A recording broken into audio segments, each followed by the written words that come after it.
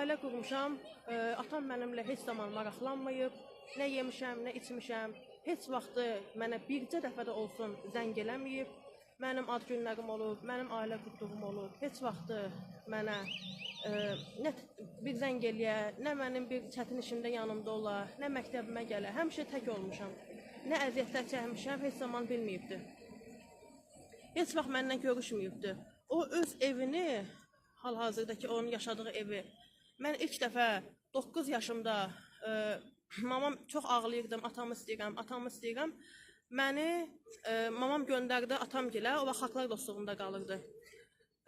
Ailə qurmuşdu, yəni ögey anam məni saldı çölə 9 yaşım. Dedi ki, ya bu çıxıb getməlidir, ay Elman, mənim atama, ya da mən səndən boşanıram. Üzr istəyirəm, o da o vaxtda ikinci övladına, bətnində övladı var idi, yəni hamilə idi.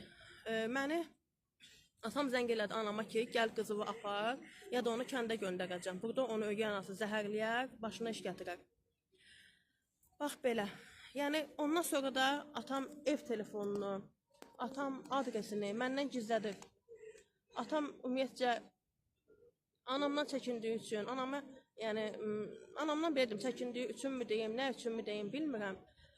O ev telefonunu, o yaşadığı evi hal-hazırda məndən demir, gizlədir. Mən bilmirəm o harada yaşayır, onun ev telefonunu bilmirəm. Məni də bütün 2 nömrəm var, hər 2 nömrəmdən atıb bloka.